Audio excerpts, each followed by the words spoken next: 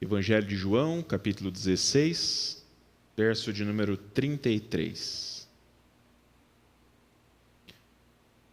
Quero contar com a tua ajuda. Vamos ler juntos?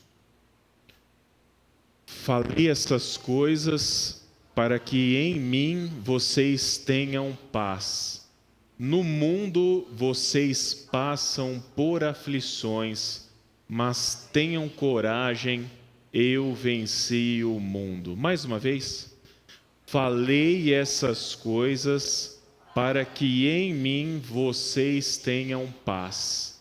No mundo vocês passam por aflições, mas tenham coragem, eu venci o mundo. Amém?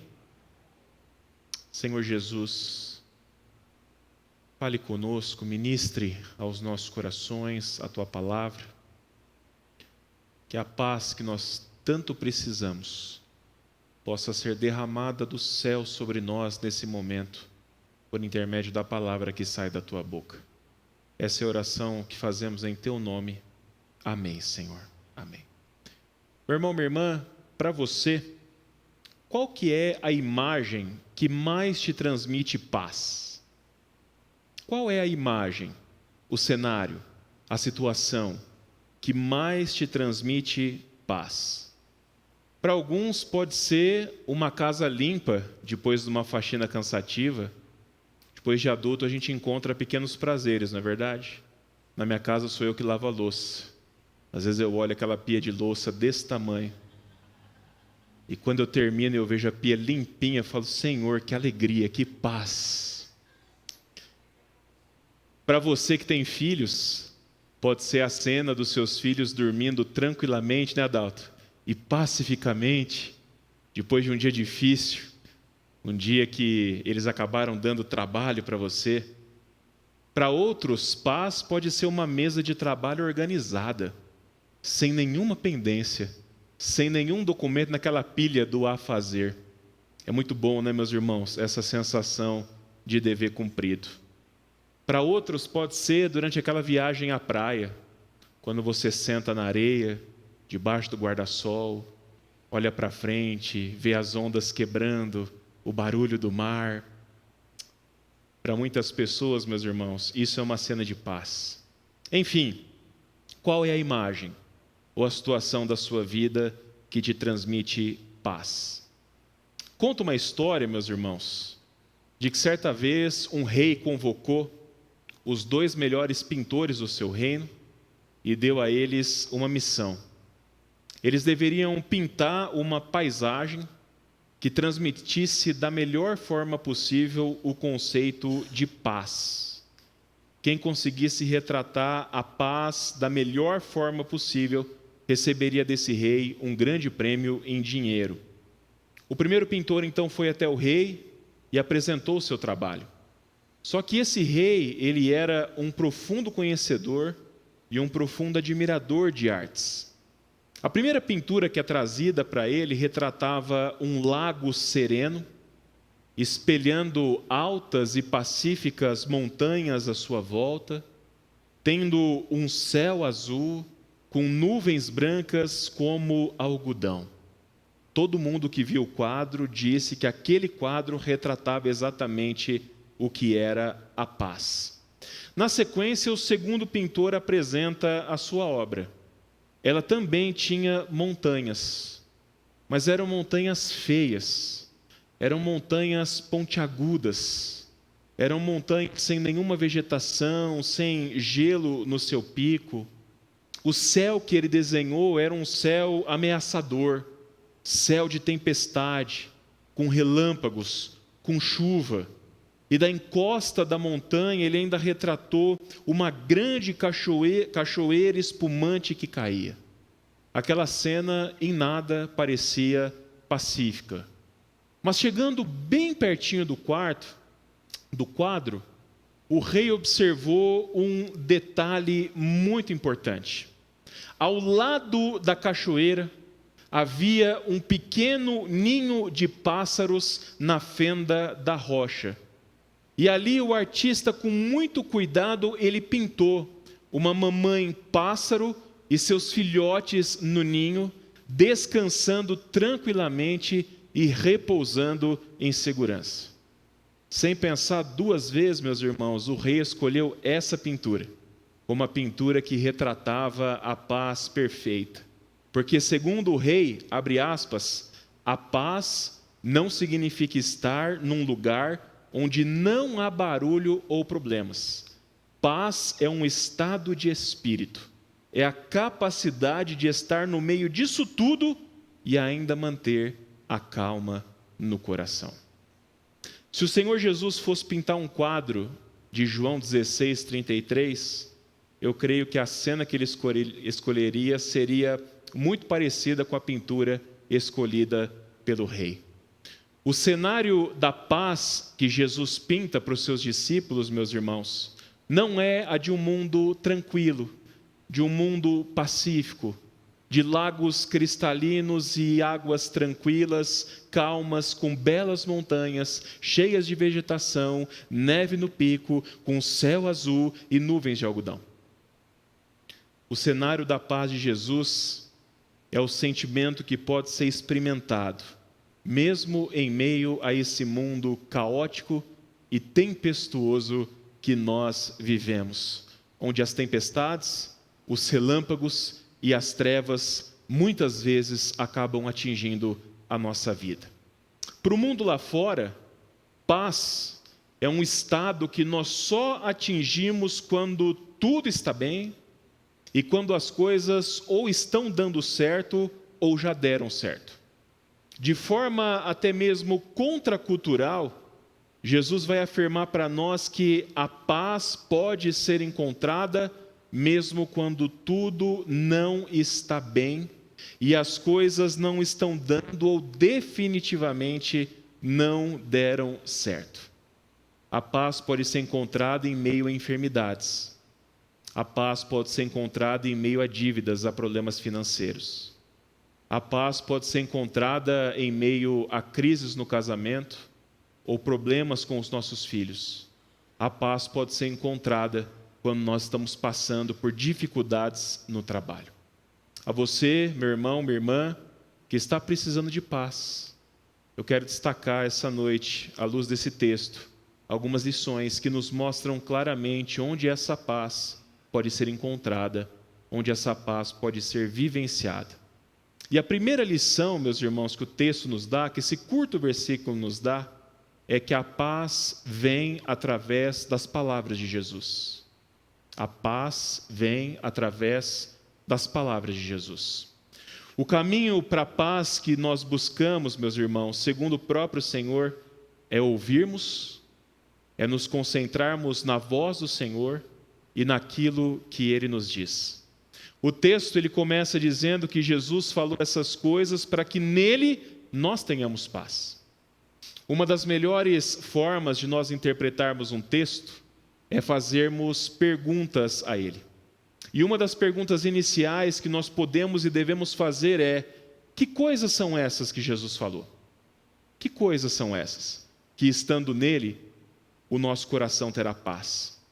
Não estaria errado se nós disséssemos, respondêssemos que tudo o que Jesus falou, que tudo o que Jesus nos ensinou nos evangelhos nos conduz à paz. Eu creio nisso, meus irmãos. Eu creio que se nós ouvirmos e colocarmos em prática tudo o que foi falado pelo Senhor, inevitavelmente nós encontraremos a paz. Mas quando nós observamos o contexto maior dessa passagem, nós percebemos que, sem dúvida, o Senhor Jesus está fazendo referência ao seu discurso de despedida aos seus discípulos, um discurso que começa lá em João capítulo 13. A partir do momento que o Senhor revela para eles claramente que o tempo de ser glorificado havia chegado e que em breve já não mais estaria com eles, o Senhor começa um longo e necessário discurso de despedida. Se você olhar aí na sua Bíblia, esse discurso ele começa no capítulo 14 de João e ele termina em João 17, quando o Senhor ora ao Pai intercedendo por eles. Após essa oração, em João 18, o Senhor Jesus é preso e começa a partir dali a sua via sacra até a cruz. Tudo o que o Senhor fala em João 14, 15 e 16 é dito para que nestas palavras, nesse discurso, os seus discípulos tenham paz. E a partir daqui, meus irmãos, a pergunta que nós devemos fazer é: o que é dito para dar paz aos discípulos de Jesus que estão fisicamente longe dele quando estes passam por aflições nesse mundo hostil que nós vivemos? E aí, quando a gente vai lá para João 14, a gente lê o texto e a gente vê o Senhor Jesus respondendo. João 14:1 diz assim: que o coração de vocês não fique angustiado. Vocês creem em Deus, creiam também em mim. A primeira coisa que Jesus fala, meus irmãos, ou fala aos discípulos, diz respeito à fé, diz respeito à crença, diz respeito à confiança nele. Aqui nós encontramos na sequência promessas maravilhosas da parte do Senhor que os seus discípulos são chamados a crer. Que eu e você hoje somos chamados a crer para experimentar a paz do Senhor. Por exemplo, a promessa de que Ele iria para a glória na nossa frente e nos prepararia uma morada celestial, onde nós um dia nos reencontraríamos com o Senhor e passaríamos toda a eternidade ao seu lado. Encontramos a promessa de que, através de Jesus, nós temos livre acesso ao Pai e temos a oportunidade de conhecê-lo cada vez mais e mais.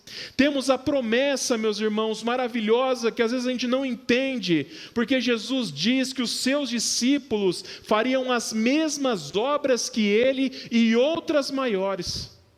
Ainda encontramos a promessa de que tudo o que pedíssemos ao Pai em seu nome, Ele o faria, para que o nome do Pai fosse glorificado. Ainda em João 14, a partir do versículo 15, outra coisa que Jesus nos fala, meus irmãos, é acerca da promessa do derramamento do Espírito Santo, o Consolador, o Espírito da verdade, que habitaria em todos os discípulos do Senhor, que nos ensinaria a guardar tudo aquilo que Jesus nos ensinou, que seria para nós a fonte da paz, uma paz perfeita, uma paz completamente diferente daquela que o mundo pode oferecer. Quando nós avançamos no discurso, em João capítulo 15, nós encontramos o conhecido ensino do Senhor acerca da videira e dos ramos, onde Jesus fala, meus irmãos, da importância de permanecermos ligados, permanecermos unidos a Ele, frutificando espiritualmente para o reino de Deus, com a promessa maravilhosa de que se permanecermos nele e sua palavra permanecer em nós, pediríamos ao Pai o que nós quiséssemos e isso nos seria dado. Em João 15, versículo 9, nós vemos Jesus ainda nos dizendo que da mesma forma como o Pai o ama, Ele também nos ama. E nesse mesmo texto somos exortados a permanecer nesse amor, com o ensino de que guardar, obedecer seus mandamentos é o que torna isso realidade na nossa vida.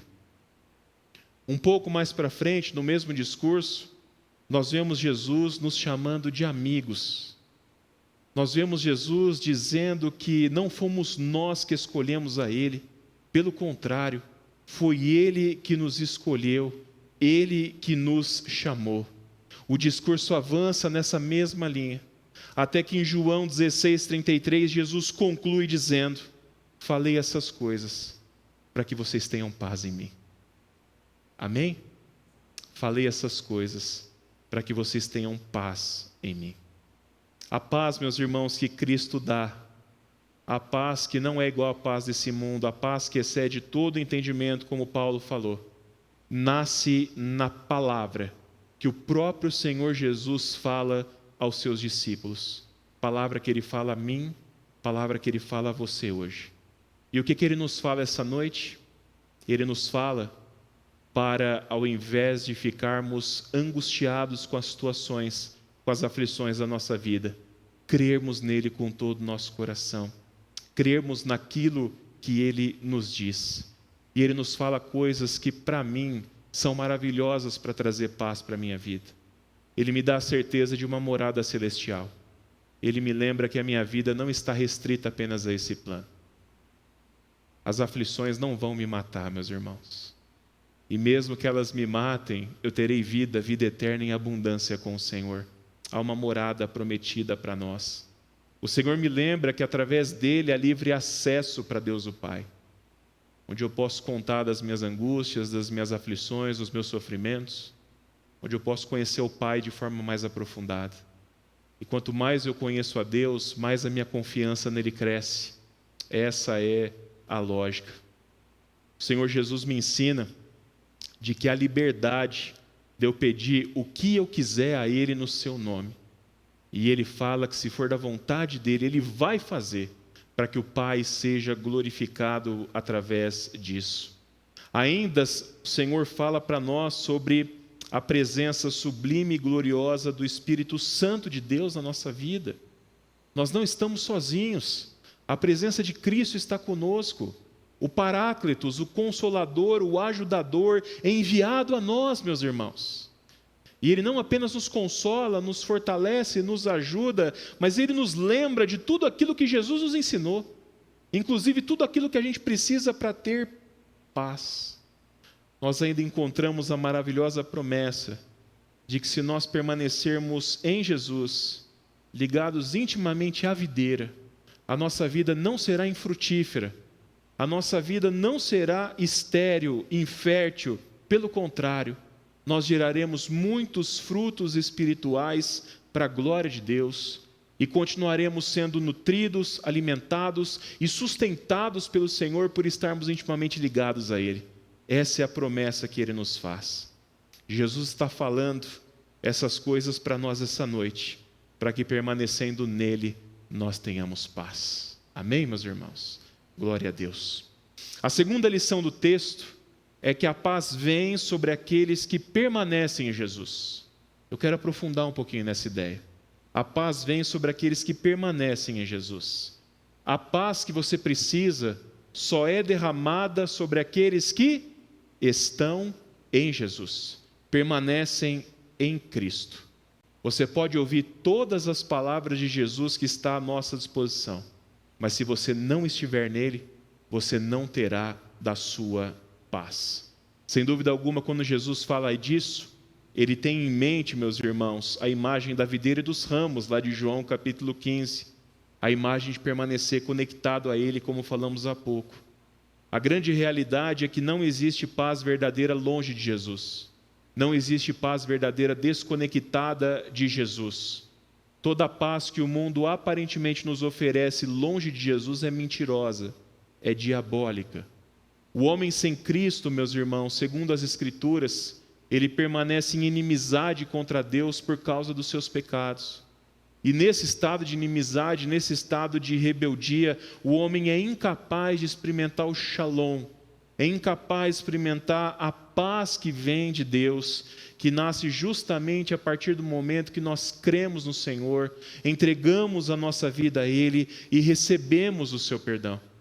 Mas além disso, para aqueles que já foram reconciliados, para aqueles que estão em paz com Deus, há a necessidade de nós permanecermos constantemente em Cristo, vivendo em comunhão e intimidade com Ele.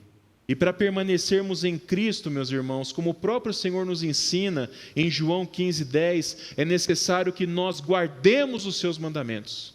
É necessário que a gente viva segundo a sua vontade. Diante disso, nós que somos crentes no Senhor, quando nós somos incapazes ou temos dificuldade em experimentar essa paz que vem do Senhor, muito provavelmente isso tem origem no nosso pecado. Muito provavelmente isso tem origem porque nós não temos obedecido os mandamentos e a vontade do Senhor. E quem não obedece os mandamentos de Cristo, segundo a palavra de Deus, se desconecta dele, meus irmãos. Portanto, se você não tem experimentado paz, veja como está a sua caminhada em santidade. Veja se você não tem desagradado ao Senhor em alguma área. Veja se você não tem sido um ramo que está desconectado da videira. Além do pecado, outra origem da nossa falta de paz, muitas vezes, está na nossa vida espiritual fraca, a nossa vida espiritual inexistente, sem oração, sem leitura e estudo da palavra de Deus, sem comunhão com o seu povo, com o corpo de Cristo. Meu irmão, minha irmã, estar em Cristo é condição indispensável para termos a sua paz. Amém? Portanto, você que tem tido dificuldade em experimentar a paz do Senhor, olhe para a sua vida e reflita se a origem não está em uma dessas coisas. A terceira lição do texto é algo que nós falamos no início. A paz não é a ausência de aflições. A paz não é a ausência de aflições. Jesus afirma, meus irmãos, que a partir da sua palavra, estando nele, nós teríamos paz. Mas logo na sequência ele diz: no mundo vocês passam por aflições. No mundo vocês passam por aflições. Uma das verdades maravilhosas do Evangelho, meus irmãos, é que em Cristo, paz e aflições podem coexistir. Já parou para pensar nisso? Em Cristo, a paz e as aflições podem coexistir. A paz que nós sentimos não anula a realidade das nossas aflições. E as aflições, por outro lado, não anulam a nossa paz. Nesse mundo mau, manchado pelo pecado, sofrendo pelas consequências dele, mundo cada vez mais hostil aos discípulos de Cristo, as aflições atingem a todos indiscriminadamente. As mesmas aflições desse mundo que atingem os descrentes, atingem os crentes também. Da forma que Jesus fala, meus irmãos, a ideia é claríssima.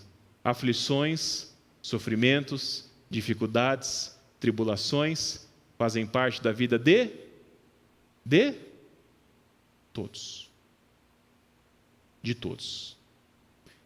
Essa é a realidade nua e crua exposta por Jesus. Enquanto vocês estiverem nesse mundo, vocês vão passar por aflições. Portanto, sabendo disso, quando você passar por elas, não diga que Deus não te ama. Não diga que Deus te esqueceu. Não diga que Deus te abandonou, que Deus não se importa com você. Aliás, nessa hora da aflição, lembre-se que foi Ele quem colocou o seu único filho na maior das aflições, que é a aflição da cruz, para que você, nesse mundo, nessa vida, pudesse experimentar paz, mesmo em meio aos sofrimentos muitas vezes. Por fim, a quarta e última lição é que a nossa paz está alicerçada na vitória de Cristo. Aleluia! Porque Ele venceu, nós venceremos. Nós venceremos. No mundo vocês passam por aflições, mas tenham coragem. Ou como diz a versão mais antiga, tenham bom ânimo. Eu venci o mundo. Uma das belezas do Evangelho, meus irmãos, é que as más notícias sempre são acompanhadas de boas e esperançosas notícias. A má é que a gente vai passar por aflições mesmo. Não tem jeito. Mas a boa notícia é que aquele que venceu o mundo, aquele que venceu o príncipe desse mundo, aquele que venceu o mal, a morte e o pecado, aquele que pode pôr fim a todas as nossas aflições, Ele nos chama a ter coragem. Ele nos chama essa noite a ter bom ânimo. E bom ânimo nele. A nossa paz, como diz aquele corinho antigo, não depende das circunstâncias. A nossa paz tem nome. A nossa paz é uma pessoa. A nossa paz é o príncipe da paz. É o Cordeiro de Deus que venceu e triunfou sobre todos. E a vitória de Cristo, meus irmãos, é a nossa certeza de vitória. E por termos certeza que nele também seremos vitoriosos, podemos ter coragem, podemos ter bom ânimo para enfrentar as aflições desse mundo. 1 João, capítulo 5, versos 4 e 5. Eu vou pedir para o Guilherme ou o Mateus, não sei qual dos dois está lá, é o Mateus, né? Mateus, por favor, 1 João 5, versos 4 e 5. Eu quero ler esse texto em tela com você. 1 João 5, versos 4 e 5. Prestem atenção. Diz assim a palavra de Deus: porque todo o que é nascido de Deus vence o mundo. Você é nascido de Deus? Você nasceu de novo em Cristo? É nova criatura? Então isso fala sobre a sua vida. Todo o que é nascido de Deus vence o mundo. E essa é a vitória que vence o mundo. O que é? A nossa fé. Versículo 5. Quem é o que vence o mundo, senão aquele que crê que Jesus é o Filho de Deus? Você crê que Jesus é o Filho de Deus? Você já fez essa profissão de fé um dia na sua vida? A tua vida está nas mãos do Senhor. A tua vida está nas mãos daquele que venceu. E daquele que nos diz, porque eu venci, vocês também vencerão. Independente das aflições que você esteja passando, todo aquele que é nascido de Deus, todo aquele que tem fé de que Jesus é o Filho de Deus, vence o mundo com todas as suas aflições. Portanto, se você crê realmente em Jesus, se você crê que Ele venceu o mundo como Ele disse que venceu, então, em nome de Jesus, tenha coragem. Em nome de Jesus, tenha bom ânimo diante daquilo que você está enfrentando. Lembra da pintura da história que eu falei lá no começo? A segunda, aquela que venceu o concurso do rei? Tente pintar o cenário atual da sua vida. O cenário real. Com as suas lutas, com as dificuldades, com as chuvas, com as tempestades que você está enfrentando. No meio desse cenário, no meio dessa tempestade, pare para perceber os detalhes e veja a segurança, a proteção, o cuidado, a provisão e as promessas de Cristo, as palavras de Cristo que têm se cumprido sobre a sua vida. Porque assim como o Rei, é aí, meus irmãos, que você encontrará a paz que você tanto precisa. A nossa paz é uma pessoa. Nossa paz é Jesus. E Jesus fala para mim e para você nesse momento, conforme João 14, 27. Deixo com vocês a paz. A minha paz lhes dou. Não lhes dou a paz como o mundo a dá. Que o coração de vocês não fique angustiado, nem com medo. Amém.